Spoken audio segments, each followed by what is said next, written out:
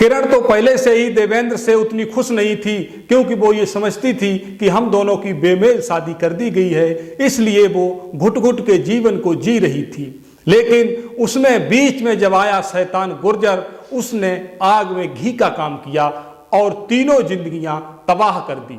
तो आइए मित्रों, आपको सुनाते हैं विस्तार से आज की ये क्राइम कहानी। कहानी शुरू होती है राजस्थान से।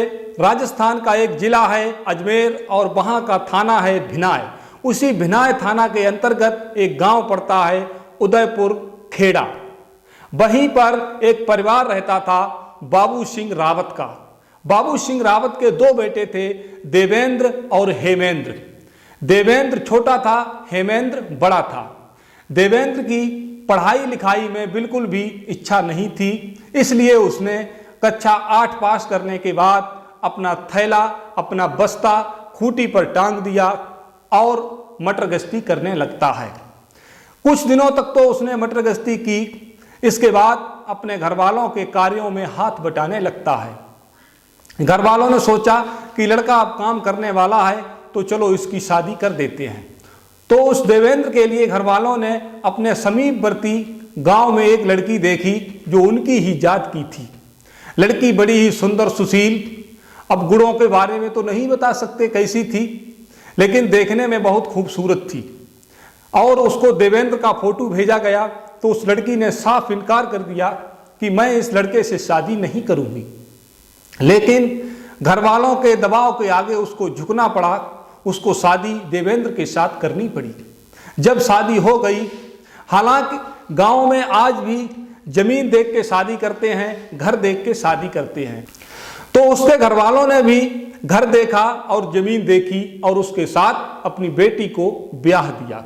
जब शादी हो गई तो देवेंद्र की और हेमेंद्र की, दोनों भाइयों की बहुत अच्छी तरह से साझेदारी चलने लगी। धीरे धीरे दिन बीतते गए। देवेंद्र इधर जब अपने सहपाठियों के साथ, अपने साथियों के साथ बैठता था तो कहता था कि पता नहीं मैंने कौन से पुण्य कर्म किए होंगे जो मुझे किरण जैसी सुंदर सुशील पत्नी मिली है। इधर तो देवेंद्र खुश होता था, उधर उसकी पत्नी इस बात से नाराज रहती थी। वो ये कहती थी पता नहीं मैंने कौन से बुरे कर्म किए जो ऐसा बेमेल पति दिया है। मेरी इच्छाओं का बिल्कुल ध्यान नहीं रखता है, कहीं भी हमें घुमाने नहीं ले जाता है, कोई शौक नहीं कराता है। हालांकि धीरे धीरे जिंदगी चल रही थी। आगे क्या हुआ, जब दोनों भाइयों में बंटवारा हो गया तो खर्च बढ़ने लगा, क्योंकि अभी तक तो साझेदारी चल रही थी, लेकिन अब दोनों अलग अलग हो चुके थे। घर भी आधा आधा हो गया, जमीन भी आधी आधी हो गई। इधर समय किसी का इंतजार नहीं करता है। किरण और देवेंद्र के 2 बच्चे हो चुके थे, एक पुत्र था, एक पुत्री थी। देवेंद्र हालांकि ज्यादा पढ़ा लिखा नहीं था, लेकिन फिर भी उसे दुनियादारी की जो सांसारिक बातें हैं उन सभी की जानकारी थी। उसने सोचा अब आगे बच्चे पढ़ेंगे लिखेंगे तो खर्च बढ़ेगा, ये रबी और खरीफ की फसल के साथ हमारा खर्च पूरा होने वाला नहीं है। यही सोच करके उसने दाएं बाएं देखा। ज्यादा पढ़ा लिखा नहीं था तो उसे कहीं नौकरी भी नहीं मिल सकती थी, तो उसने सोचा कि उन खेती में ही एक अलग तरह की खेती की जाए। तो वो खरीफ और गेहूं की फसल के साथ साथ अपनी दूसरी फसल सब्जी करने लगा। और उसके पास जब जमीन कम पड़ी तो उसने दूसरे लोगों की जमीन ठेके पे ले ली और उस पर खेती करने लगा। खेती जब सब्जी की करने लगा तो सब्जी की खेती से उसे अच्छा प्रॉफिट हुआ। धीरे धीरे उसकी गाड़ी चलने लगी, चलते चलते दौड़ने लगी। उसके पास अच्छा पैसा कमाई का जरिया हो गया। सुबह सुबह सब्जी को काट करके उसे ले जाना पड़ता था और मंडी में जाके बेचता था। यही प्रक्रिया उसकी चलने लगी। कभी कभी तो रात में वहीं रुक जाता था। उधर इसकी पत्नी देवेंद्र का इंतजार करती रहती कि मेरा पति आ रहा होगा, लेकिन आता भी था तो रात में 11 बज जाते थे, कभी 12 बज जाते थे। इसी तरह से जिंदगी की गाड़ी चलने लगी। देवेंद्र अपनी पत्नी को बहुत ही कम समय दे पाता था, इससे उसकी पत्नी नाराज रहती थी। और जब भी देवेंद्र आता तो कहती थी कि आप मुझे समय नहीं दे रहे हैं, हमारे लिए भी समय निकाला करो। तो देवेंद्र कहता क्या करें, पैसा भी एक बहुत बड़ी चीज है, पैसा कमाने के लिए अकेले भी रहना पड़ता है।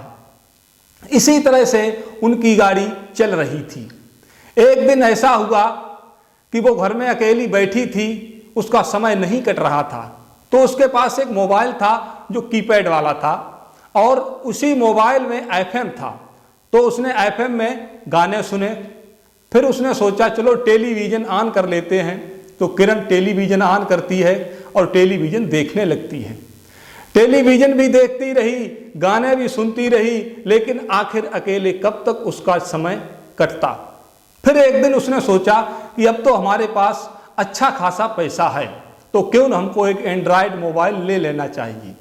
तो वो पास के मार्केट में गई और वहाँ से एक एंड्रॉयड मोबाइल खरीदती है और घर पे लाके उसने फेसबुक पे अपनी आईडी बनाई और इंस्टाग्राम पे आईडी बनाती है और प्रतिदिन एक दिन में 4-4 बार अपनी फोटो अपलोड करने लगी। सुंदर तो पहले से थी ही, तो उसको देखकर लोग उसको लाइक करने लगे, फॉलो करने लगे। धीरे धीरे 1 सप्ताह बीता, 2 सप्ताह बीता, उसे मजा आने लगा। इसी बीच उसको एक फॉलोअर आया जिसका नाम था तूफान गुर्जर। उसने उसको फॉलो किया तो किरण ने भी उसको फॉलो बैक कर दिया। तूफान ने हेलो कहा, इसने भी हेलो कहा, गुड नाइट, गुड मॉर्निंग, इस तरह से उसकी बातें शुरू हो गईं। धीरे धीरे जब बातें लगातार होती रहीं तो एक दिन शैतान गुर्जर ने किरण से कहा कि मुझे अपना मोबाइल नंबर दे दो, अब चैटिंग से मन ऊब गया है। तो किरण ने भी कहा कि मेरा भी मन था आपसे बात करने का, तो एक दूसरे का मोबाइल नंबर शेयर कर लिया। अब बातचीत होने लगी, वॉइस कॉल होती रही, वॉइस कॉल के अलावा वीडियो कॉल से बात होती रही। धीरे धीरे 1-2 महीना गुजर गए। आखिर में जो होना था वही हुआ। तो उसने कहा किरण से कि किरण, मुझे बड़ी तुम्हारी याद आ रही है, मैं चाहता हूं कि हम और तुम दोनों लोग एक दिन मुलाकात करें। किरण ने कहा मैं भी यही चाहती हूं। तो इतनी बातचीत होने के बाद एक दिन मुलाकात के लिए उसने अपना पूरा पता, अपना घर बता दिया। तो तूफान गुर्जर मोटरसाइकिल लेके घर से निकलता है और सड़क के किनारे मोटरसाइकिल खड़ी कर देता है, जिससे कि लोगों को ये पता चले कि कोई किसान आया है अपनी फसल देखने या कोई मिलने आया है किसान से। ये सोच के उसने मोटरसाइकिल सड़क के किनारे खड़ी कर दी और खुद वहां से पैदल चलने लगा। पैदल पहुंचकर उसके घर पे पहुंचा तो उसने देखा कि किरण पहले से ही नहा धोकर सज धज कर श्रृंगार करके बैठी हुई थी। और जैसे ही अंदर गया किरण ने गेट बंद कर लिया। बच्चे तो पढ़ने गए हुए थे और एक दूसरे से लिपट गए, लिपट के मोहब्बत की बौछार करने लगे, एक दूसरे को किस करने लगे। और इसके अलावा क्या बताएं आपको हम क्या क्या करने लगे, आप खुद ही समझदार हैं, समझ सकते हैं। तो दोनों ने एक दूसरे के कपड़े निकाले और जो नहीं होना चाहिए था वो हुआ। उस दिन के बाद किरण ने कहा कि मैं जब भी तुम्हें फोन करूं तुम घर पे मेरे आ जाया करो। तो किरण जब भी फोन करती थी तो तूफान सिंह पहुंच जाता था। इसके अलावा तूफान सिंह ने सोचा कि ऐसे आखिर कब तक हम दूसरे के घर पे छिप छिप के जाएंगे। तो उसने दूर से घुमा फिरा के देवेंद्र से दोस्ती कर ली। फिर दोस्ती, क्योंकि उसे तो उसके घर पे जाना ही था, तो देवेंद्र से जब दोस्ती हो गई तो तूफान गुर्जर जो था वो किरण के घर पे जाने लगा। देवेंद्र काम करता था पूरा दिन, मंडी जाता था, फसल कटवाता था, काटता था, तो थक जाता था। और रात में जब घर पे जाता था गुर्जर के साथ में दारू पीता था और दारू पीने के बाद बेसुध होके सो जाता था। इधर किरण और गुर्जर पूरी रात अपनी रंगरेलियां मनाते थे, मस्ती में अपनी रहते थे। धीरे धीरे समय गुजरता गया।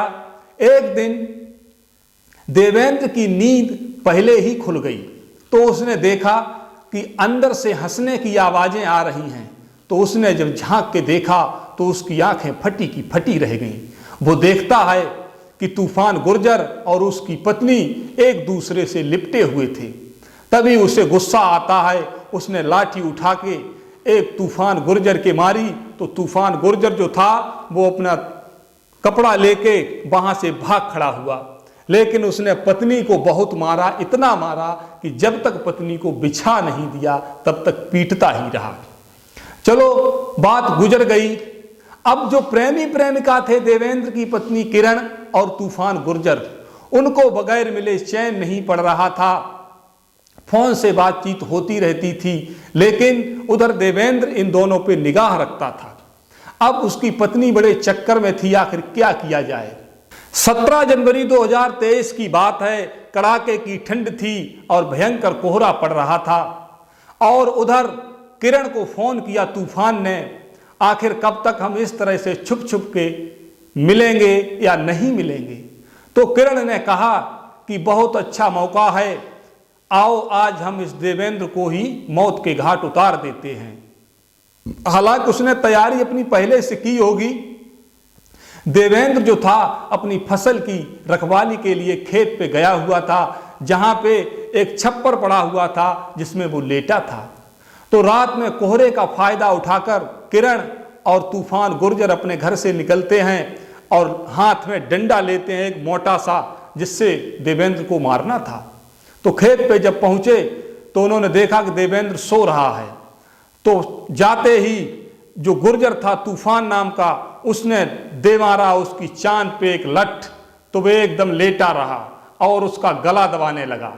उसने उठने का प्रयास किया, चिल्लाने का प्रयास किया, लेकिन उसकी पत्नी जो किरण थी उसने उसका मुंह दाब लिया, बिल्कुल उसको सांस नहीं मिलने दी। और इसी बीच छीना झपटी में वो अपना बीच बचाव कर रहा था, तो उसकी उंगली किरण की उसके मुंह में चली गई और उसने उंगली को काट लिया, लेकिन मुंह दाबे रही जब तक देवेंद्र के प्राण पखेरु नहीं उड़ गए।